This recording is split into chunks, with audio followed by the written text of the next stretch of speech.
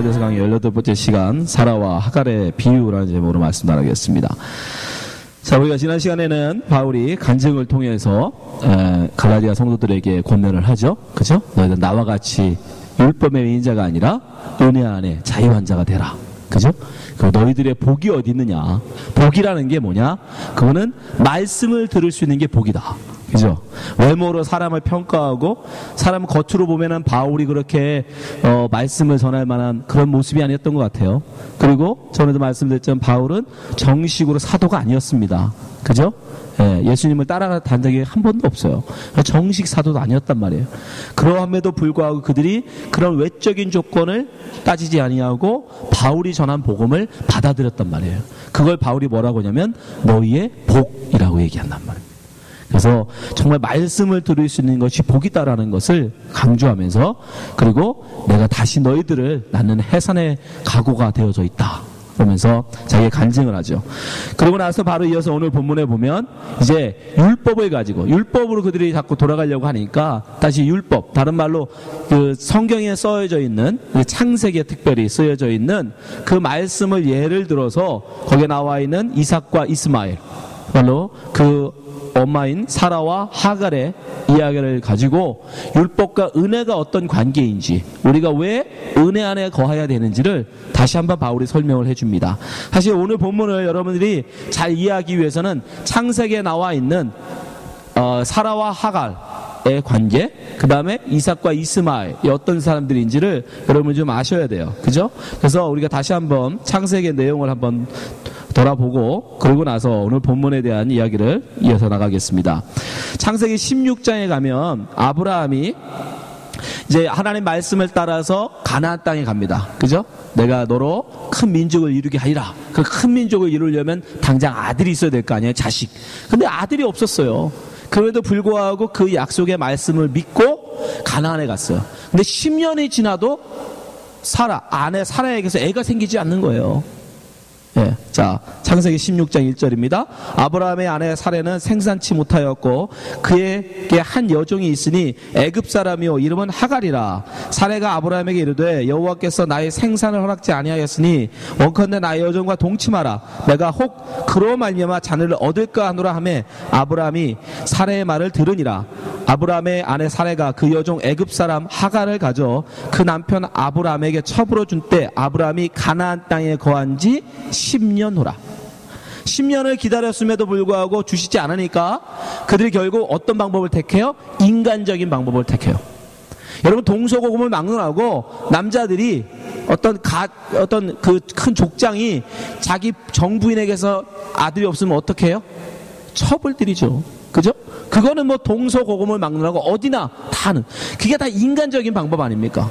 뭐 다른 방법이 없잖아요. 자기 정부인에게서 애가 없으니까 첩을 들이는 거예요. 다른 여자를 보는 거예요.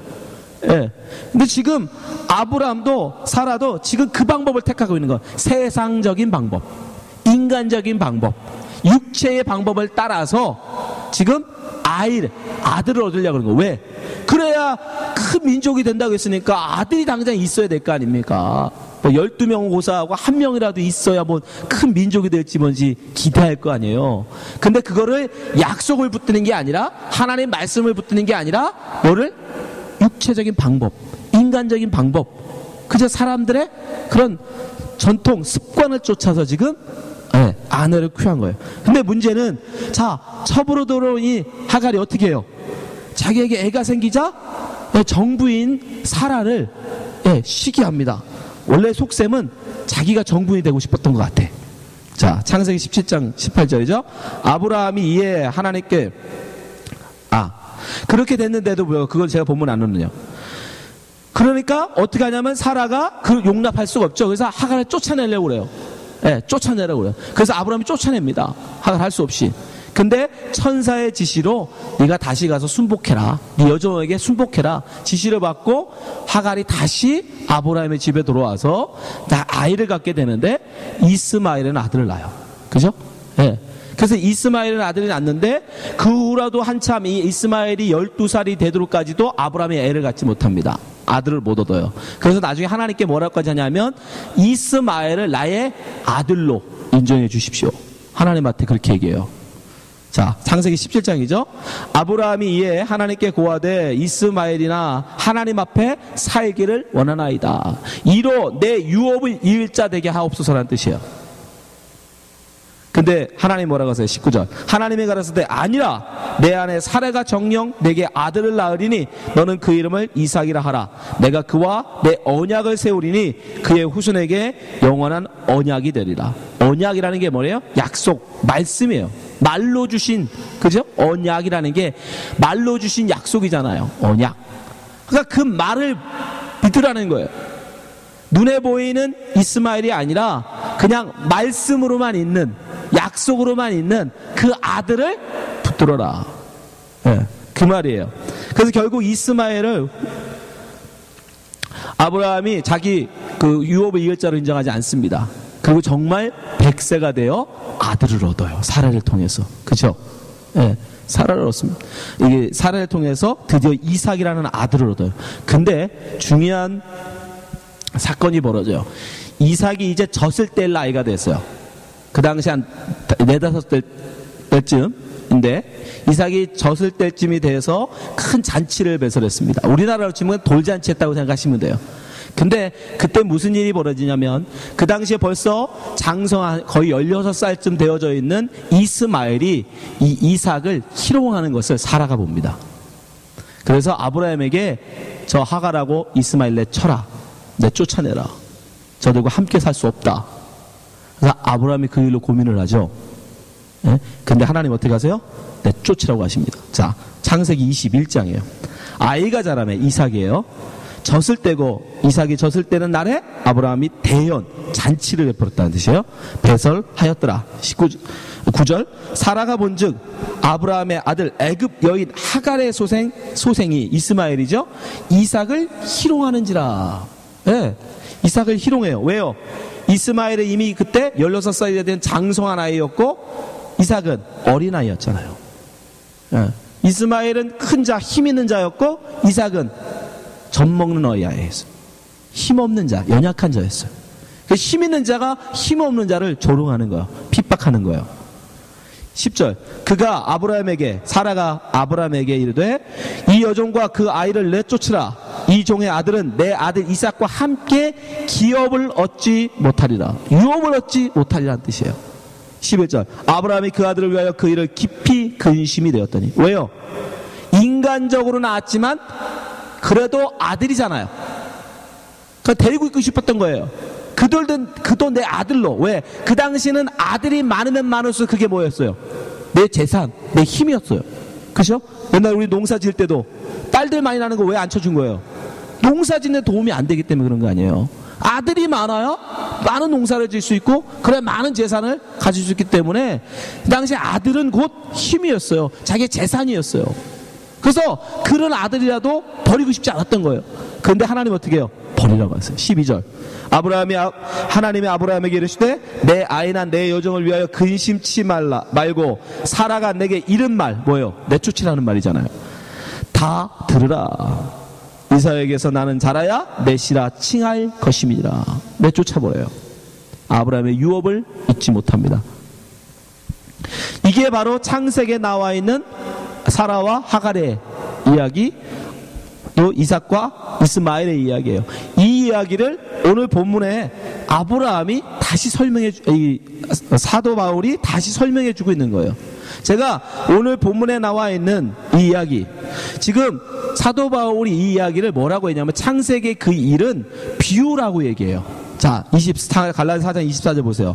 이것은 비유니 이 여자들은 두 언약이라 나오죠. 이건 비유라는 거예요. 여러분, 아브라함의 그 집안에 적어도 우리가 성경학자들이 추측하는데 한 2,000명 정도 돼요. 가솔이 아브라함이 거느렸던 그 당시 가솔들이 한 2,000명 정도 됩니다. 그 중에 아브라함이 첩으로 드릴 만한 여자가 이 애굽에서 온 하갈이라는 여자밖에 없었을까요? 많았을 거예요. 얼마든지 구하려면, 아니면 정말 구하려면 다시 자기의 동생이 살고 있는 하나로로 사람을 보내서 여자를 구해올 수도 있었을 거예요. 그러함에도 불구하고 왜 하필이면 애굽에서 데리고 나온 그 여자 하갈을 첩으로 들였을까? 그건 우연이 아닌 겁니다. 거기에 의미가 있다라는 거예요, 지금 바울이. 그래서 그걸 비유라는 거예요. 왜 하필이면 애굽에서 온 여종 하갈을 처벌해 드렸을까? 그러니까 사도 바울이 그거를 이건 분명히 뭔가 하나님이 우리에게 전하시려는 메시지가 있는 거구나 라고 본 거예요. 이해되시죠? 그래서 지금 이것은 비유다라고 얘기하고 있는 거예요. 무슨 의미가 있을까요, 여러분? 잘 생각해 보세요. 아브라함에게 두 아들 이삭과 이스마엘이라는 두 아들이 있습니다. 두 아들이 대조되죠. 왜요? 하나는 아들, 그 자유한 자에게서 난 아들이고, 하나는 종에게서 난, 율법에게서 율법주의자들이 종노릇하는 자. 그러니까 쉽게 얘기하면 은혜의 자유한 자와 율법에 갇혀 종노릇하는 자와의 비교. 그 대조와 굉장히 유사합니다. 그리고 이삭은 하나님의 약속을 따라 태어난 아브라함의 자손으로 유업을 잇게 되지만, 이스마엘은 어떻게 돼요? 육체를 따라 나죠. 그죠? 인간적인 방법으로 따라 나잖아요. 그래서 종으로 결국 이 땅에 나와서 결국 쫓겨나게 되는. 바울은 이런 이삭과 이스마엘의 대조를 인용해서 율법 아래서 종노릇하는 율법자들과 복음으로 자유한 그리스도인들을 대조하여 설명하는 거예요. 바로 사도 바울은 창세기에서 이걸 보면서 여기에 바로 율법주의자들과 은혜를 따르자는 믿음을 따르는 성도들이 담겨져 있다는 걸 알게 된 거예요. 이해되시죠? 제가 이거 좀 더 근거를 들면 29절에 보면, 자, 갈라디아 4장 29절 보세요. 그러나 그때 육체를 따라난 자가 성령을 따라난 자를 핍박한 것 같이, 여기 분명히 설명하잖아요. 육체를 따라난 자, 성령을 따라난 자, 둘로 구별을 해요. 그죠? 육체를 따라난 자가 누구예요? 이스마엘. 성령을 따라난 자는 이삭.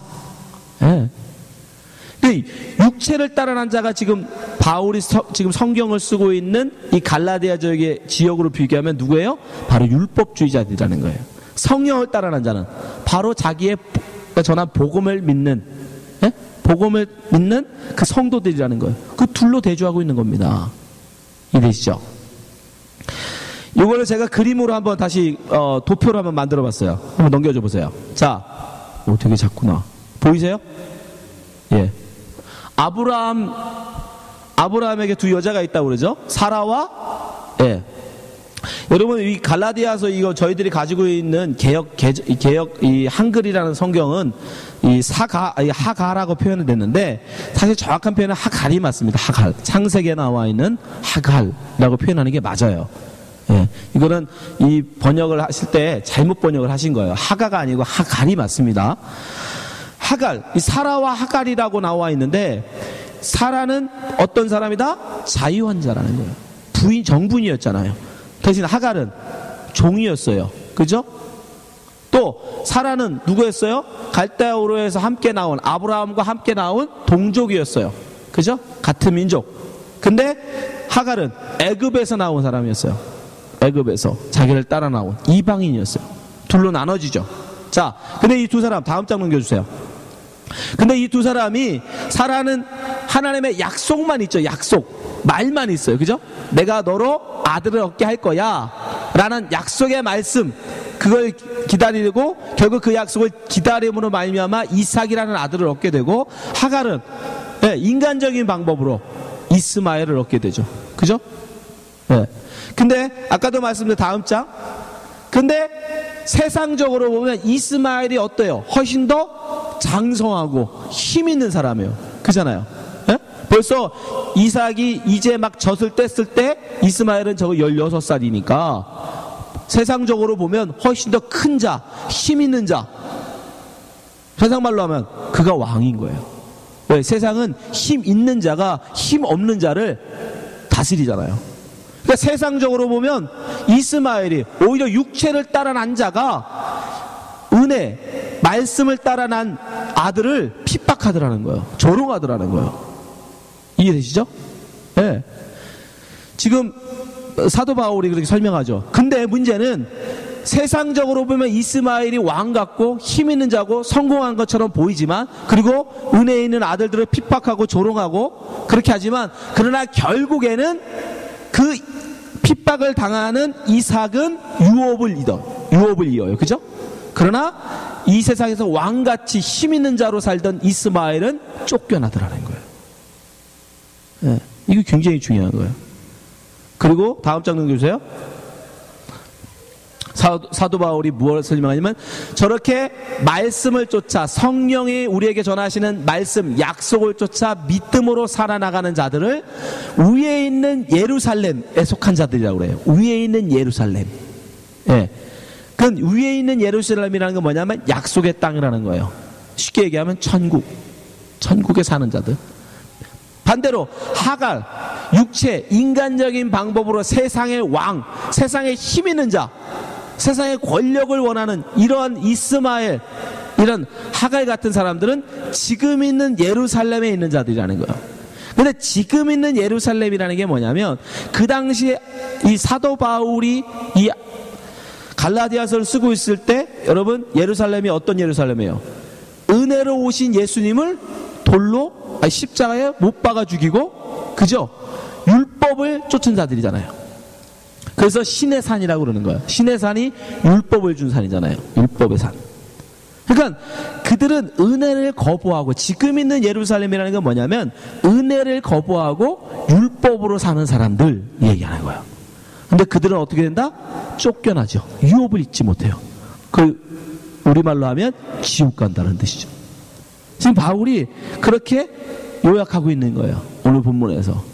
자, 이 여러분 도표를 기억을 하고 오늘 말씀을 한번 들어보시기 바랍니다. 그럼 바울은 왜 이렇게 설명을 하는 걸까? 우리에게 무엇을 전해주려고?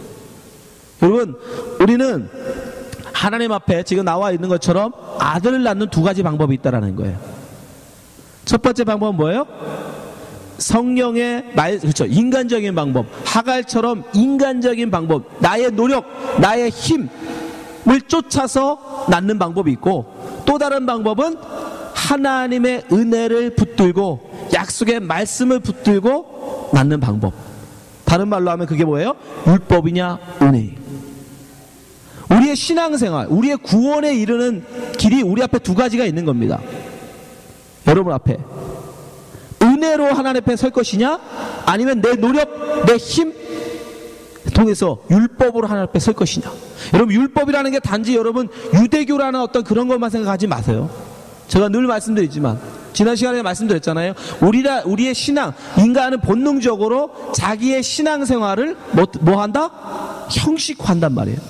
그러면 그 형식화가 되면 그 순간 그게 법이 되는 거예요. 그게 율법이에요. 목사는 내가 술 담배를 하면 다른 사람들이 상처받아, 그러니까 난 술 담배 하지 말아야지 라고 자유적인 선택을 하지만, 그러나 이것이 나중에 고정화돼 버리면 어떻게 돼요? 목사는 술 담배 하면 안 돼 라고 돼 버리는 거예요.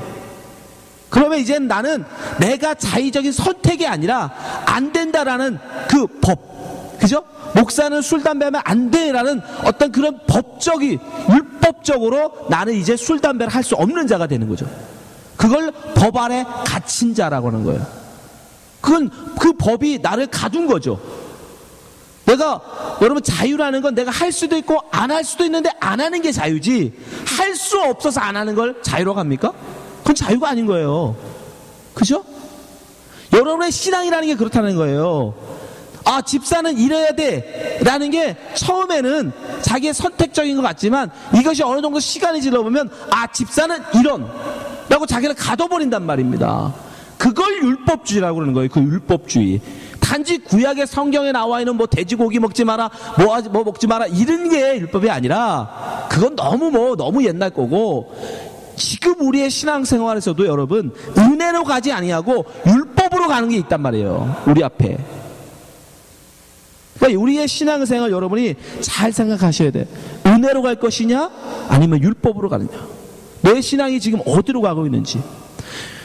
지금 그 바울 사도가 이 사라가 약속의 말씀을 따라 이삭을 낳을 때, 이 이삭을 낳는 이것을 이사야의 말을 갖다가 인용해서 설명해 주거든요. 자, 갈라디아 4장 27절 보여주세요. 보세요. 기록된 바, 이게 이사야에 나오는 말씀이에요. 잉태치 못한 자여, 잉태치 못해, 애를 갖지 못한 사람이에요. 누구예요? 사라를 말하는 거죠. 즐거워하라. 근데 즐거워하래요. 자, 구로치 못하죠. 구로라는 게 뭐냐면 애 낳을 때 비명 지르는 소리를 얘기하는 거예요. 애 낳을 때 비명 질러 보셨죠? 그거. 구로치 못한 자예요. 그게 애를 못 낳은 여자예요. 이 여자도 구로치 못했으니까 소리질러 외치라. 이는 홀로 사는 자의 자녀가, 홀로 사는 자, 누구예요? 과부를 말하는 거예요. 남편 없이 홀로 사는 과부. 근데 그 과부의 자녀가 남편이 있는 자녀보다 많대. 이게 가능해요? 애를 낳아본 적이 없어요. 해산의 고통을 겪어본 적도 없어요. 남편도 없어요. 그런데 그 사람의 자녀가 남편이 있는 그 여자보다 많대요. 이게 가능합니까? 인간적으로는 불가능하죠. 육체적으로는 불가능하죠. 그죠? 불가능해요. 이거는 인간적인 방법으로는, 절대 이 세상적인 방법으로는 불가능한 얘기예요. 그런데 그런 사라가 뭐였어요? 믿음을 가지고 하나님 말씀을 기다렸더니 정말로 아들이 나더라는 거예요. 그죠? 이해되시죠? 불가능함에도 불구하고 사라는 나이가 90이 넘었기 때문에 이제는 경수도 끊어졌단 말입니다. 인간적인, 우리가 얘기하는 인간적인 방법으로는 애를 낳을 수 없는 여자예요. 태가 닫힌 여자예요. 그런데 애가 나오더라는 거예요. 어떻게? 하나님의 능력. 율법은 내 노력으로 하는 거예요. 내 힘으로 하는 거예요. 여러분의 신앙생활을 여러분의 노력, 여러분의 힘으로 하려고 하면 그게 바로 율법주의자인 겁니다. 그게 종이 되어지는 거예요. 은혜라는 건 뭐냐면 나의 나됨을 인정한, 하나님 나는 애를 낳을 수 없는 자입니다. 나는 무능한 자입니다. 나는 보잘것없는 자입니다. 여러분, 왜 하나님이 사라를 경수 끊을 때까지 기다렸을까요? 완전히 선언을 하는 거예요. I am nothing. 나는 아무것도 아닙니다. 나는 하나님 앞에 무능한 자입니다. 라는 고백을 기다리신 거예요. 조금이라도 젊었을 때 했으면 뭐라고 했을까? 아, 내가 애 낳을 수 있는 능력이 있어서 애를 가졌나 보다. 그럴 거 아니에요. 그러니까 완전히 죽을 때까지 기다리신 거예요. 그래서 아들을 안 주신 거예요. 여러분도 마찬가지예요. 우리가 은혜의 아들을 낳기를 여러분이 원하시고 이삭을 낳기를 원하신다라면 여러분들은 하나님 앞에 나는 무능하며 나는 보잘것없는 죽은 막대기입니다라는 고백이 여러분의 가운데 있어야 돼요. 그리스도와 함께, 바울의 말로 하면 내가 그리스도와 함께 십자가에 못 박아 죽을 때, 대충 죽어도 안 돼요. 완전히 죽는다는 게 뭐예요? 나는 아무것도 할 수 없습니다. 그렇게 여러분이 죽을 때 내 경험, 내 지식, 내가 밤새도록 수고하여 고기 잡았지만 내 그런 경험, 내 지식 이걸 다 포기하고 죽을 때에 말씀에 따라 그물을 낼 수 있는 거예요. 똑같은 말이다. 지금 이사야를 통해서 바울 설명하고 있는 거예요. 어떻게 잉태하지 못한 여자가, 어떻게 구루치 못한 여자가, 어떻게 남편도 없는 여자가, 어떻게 남편이 있는 여자보다 자녀를 많을 수 있어요? 불가능합니다. 불가능해요. 그러나 하나님은 그 믿음, 말씀을 따라, 하나님이 주시는 약속의 말씀을 따라 믿고 의지하는 자에게 그 일을 하시더라는 거예요. 그것이 바로 은혜를 쫓는 자예요. 너희가 과연 이 은혜를 쫓고 있느냐, 아니면 율법을 쫓아 살고자 하느냐. 두 번째, 바울은 이것을 통해서 무엇을 우리에게 전해줍니까? 너는 종인가 자유자인가? 여러분, 지금 바울은 24절에 보면 이것은 비유니 이 여자는 두 언약이라, 언약이라는 말을 써요. 언약. 여러분, 성경에는 언약이 두 가지가 나오는데 첫 번째 언약은 행위 언약이라는 거예요. 행위 언약. 내가 뭐뭐를 하면 내가 뭐뭐 해줄게. 이게 행위 언약이에요. 율법서, 여러분들이 가서 민수기나 신명기를 읽어보면 다 그렇게 나와요. 네가 뭐뭐 하면 뭐뭐 한다. 네가 뭐뭐 하지 않으면 내가 뭐뭐 한다. 행위 언약이에요. 나의 행위에 따라서 하나님의 화와 복을 주시는 행위 언약. 그걸 다른 말로 하면 율법이라고 그러죠. 율법. 율법이라는 게 뭐예요? 뭐뭐 하지 마라, 뭐뭐 해라잖아요. 법이에요. 그걸 행위 언약. 다른 언약이 또 하나 나오는데 그게 무슨 언약이에요? 은혜의 언약이에요. 은혜. 하나님이 그냥 궁일이 여겼잖아요. 궁일이 여겨주심. 내가 뭘 한 것도 없는데, 내가 아무것도 안 했는데 하나님이 그냥 왜 해주셨는지 몰라. 근데 나에게 그냥 베풀어 주신 그걸 은혜라고. 그래서 은혜 언약. 성경에 두 가지 언약이 있는 거예요. 행위 언약과 은혜 언약. 근데 이것이 바로 그 두 언약의 비유래요. 근데 거기에 하갈은 뭐다? 바로 행위 언약의 사람이라는 거예요. 25절 보세요.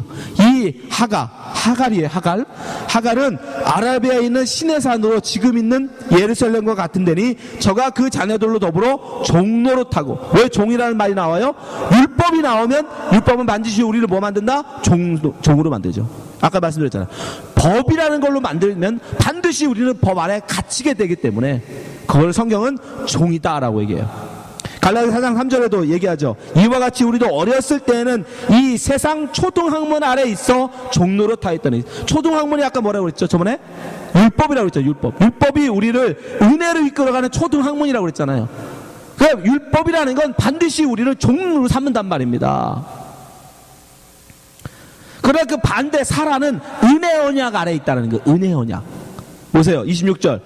오직 위에 있는 예루살렘은 자유자니 곧 우리 어머니라. 자유자. 자유. 위에 있는 예루살렘에 속한 자유자라는 거예요. 사라는. 그러니까 은혜라는 건 율법 아래에서 갇히는 게 아니기 때문에 자유. 그 자유라는 건 뭐예요? 내가 돼지고기를 먹을 수도 있고 안 먹을 수도 있는 거예요. 이 당시에, 바울 당시에, 그죠? 그 당시에 고기 먹는 게 굉장히 큰 문제였거든요. 교회에서. 지금 지금 현재 우리나라는 뭐 술, 담배가 큰 문제겠지만 그 당시에 가장 큰 신앙의 기준이 뭐였냐면 돼지고기 먹느냐 안 먹느냐 가지고 싸웠어요. 돼지고기 먹느냐 안 먹느냐. 근데 자유라는 거예요. 뭐예요? 먹는다고 큰 문제 될 게 없다라는 거예요. 바울이 얘기하는 거예요. 그러나 내가 먹음으로 인해서 시험 든다면 나는 안 먹겠다. 그게 자유죠. 먹으면 안 돼 라는 데서 못 먹는 건 자유가 아니고 그건 종이에요. 이해되시죠? 자유라는 거예요. 왜? 은혜 언약 안에 있기 때문에. 은혜로 주어진 건 내가 안 먹어서 하나님이 날 부른 게 아니니까. 내가 그거 안 먹고 내가 하나님 보시기에 예뻐서 나를 부르신 게 아니라 그냥 나는 그냥 그런 아무 생각 없이 살고 있는데 하나님에게 은혜로 나를 불러주신 거기 때문에 그것이 문제가 돼. 그건 조건이 아니니까. 율법이라는 건 그 조건이지만 은혜라는 건 그건 조건이 아니거든요. 은혜에는 조건이 없는 거예요. 조건을 따지면 그건 은혜가 아니죠. 그래서 자유한 자는 뭐다? 참된 하나님의 은혜를 아는, 은혜로 된 자들만. 그러니까 아까 말대로면 육체가 아닌 성령의 약속을 따라 난 자들만. 근데 그들만 뭐하다? 참된 아들로 인정받고 유업을 얻게 되죠. 그래서 갈라디아 4장 7절 보면 그러므로 내가 이후로는 종이 아니요 아들이니 아들이면 하나님으로 말미암아 유업을 이을 자니라. 그러니까 다 같은 말이 되는 거예요. 자유한 자만이 참 아들이 되고 참 아들만이 유업을 이을 자가 돼요. 그죠? 근데 자유는 어디로부터 나온다? 은혜로부터 나온다. 자유는 은혜에서 나오는 거예요. 율법을 쫓는 사람은 절대 자유할 수 없어요. 그 법이 지켰느냐 안 지켰느냐의 가치니까. 그래서 여러분들은 정말 여러분이 은혜를 쫓는 자가 맞다면 여러분은 자유인이어야 됩니다. 그걸 우리는 알 수 있는 거예요. 여러분이 만약 자유하지 못하다면 여러분은 참 아들이 아닌 거예요. 그럼 여러분들은 유업을 잊지 못하는 자가 되는 거예요. 여러분들이 하나님의 은혜가 있는 자라면 여러분은 반드시 자유여져야 돼요. 갈라디아 4장 31절. 그런즉 형제들아 우리는 누구예요? 갈라디아 성도들을 말하는 거죠. 그죠? 우리는 계집종의 자녀가 아니요 종의 자녀가 아니라는 거예요. 율법에 갇힌 자가 아니라는 거예요. 그죠? 그럼 뭐다? 자유하는 여자의 자녀라. 그리고 우리는 자유하다. 자유한다. 그래서 바로 5장 1절. 그게 이제 31절이잖아요. 4장 31절 끝나고 바로 5장 1절로 넘어가거든요. 5장 1절에 뭐라고 나와요? 그리스도께서 우리로 자유케 하려고 자유를 주셨으니 그러므로 굳게서 다시는 종의 멍에를 매지 말라. 이 말이 나오는 거예요. 그러면서 자유에 대해서 자유한 성도의 삶이 무엇인지를 5장부터 쭉 펼쳐나가는 거예요. 그러면 우린 자유를 그 자유를 위해서 예수님이 오셨다고 바울은 얘기해요. 여러분 이 자유가 있느냐고요. 또 여전히 여러분의 신앙을 율법화시키고 어떤 형식화 시켜가지고 자꾸 여러분을 가두고 있는 거 아닙니까? 성도는 이래야 돼, 목사는 이래야 돼, 집사는 이래야 돼. 아니, 그리고 자유하세요. 그 조건 때문에 여러분이 구원받은 게 아니잖아요. 그 조건 보고 하나님이 여러분을 신부로 부른 거예요? 아니잖아요. 조건으로 했으면 우린 다 죽었죠. 은혜래, 은혜. 그건 조건을 따지신 게 아니거든요. 이 말씀을 잘 기억하시기 바랍니다. 여러분의 신앙생활, 우리에게 두 가지 길이 있어요.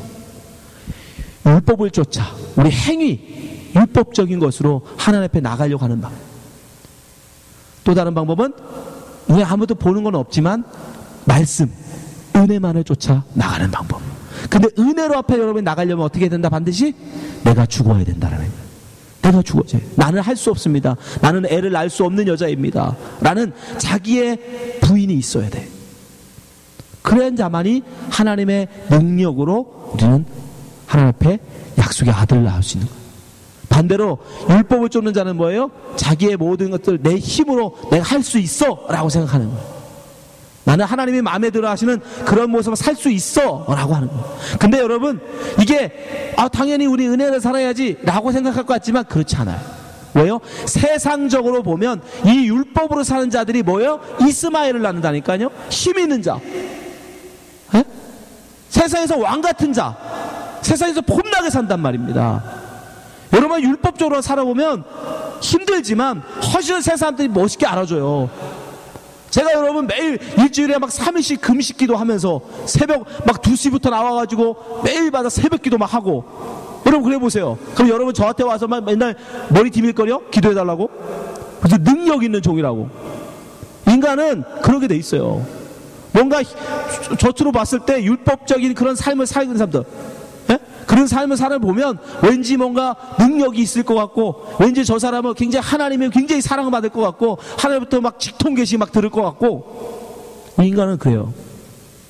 은혜를 쫓는 사람은 세상적으로 보면 어린아이 같아 보여. 이제 젖된 애기 같은, 어린아이 같은. 왜? 아무것도 없거든. 보여줄 게 아무것도 없어. I'm nothing인데 뭐가 있어요? 아무것도 없는 거예요. 그래서 무시해, 멸시해요, 핍박해요, 조롱합니다. 야, 그따위가 무슨 신앙생활이냐 그게. 나처럼 40일 금식기도 몇 번씩 하고, 성경 쓰기 막 몇 번씩 하고, 성경에다 이렇게 달달달달 알고 뭐 이래야지. 이러한 세상적으로 보면 그게 더 멋있어 보여. 속지 마세요. 속지 마시기 바랍니다. 그런 쪽으로 가면 이스마엘밖에 안 나와요. 그렇게 낳은 이스마엘이 어떻게 해요? 지금까지도 이스라엘 민족을 괴롭히는 아랍 족속이죠. 근데 그거 잘 기억하셔야 됩니다. 일부러 하나님이 창세기에 보여주셨다는 거예요. 바울이. 이건 비유다. 왜 하필이면 하갈을 데려다가 그 이스마엘을 낳게 하셨을까? 여러분 마찬가지예요. 여러분이 신앙생활 잘못해서 이스마엘 내놓으면 하나님 나라의 원수가 됩니다. 우리는 믿음의 아들 이삭을 낳아야 돼요. 힘들어요. 내 자존심이고 뭐고 나는 아무것도 아닙니다라는 자로 내려가야 되니까. 에? 사라가 그 삶을 살았잖아. 애를 못 낳는 여인으로 삶을 수십 년, 90년을 살았다니까요. 애 못 낳는 여자의 삶 90년. 생각해보세요. 조선시대 여러분이 애를 못 낳은 정부이라고 생각해보세요. 날마다 그 70살이를 어떻게 감당하겠어? 그 핍박을 당해요. 그럼 어떻게 해요? 그 약속의 말씀을 믿고 가는 거예요. 여러분들이 정말 힘들고 어렵습니다. 그러나 결코 율법으로 빠지시면 안 돼요. 그럼 반드시 우리를 종으로 만들기 때문에 자유하세요. 은혜 안에 자유하세요. 은혜를 바라보고 살아가세요. 어떻게 그럼 자유로운 삶을 살 거냐? 다음 시간 5장부터 이어집니다. 기도하겠습니다.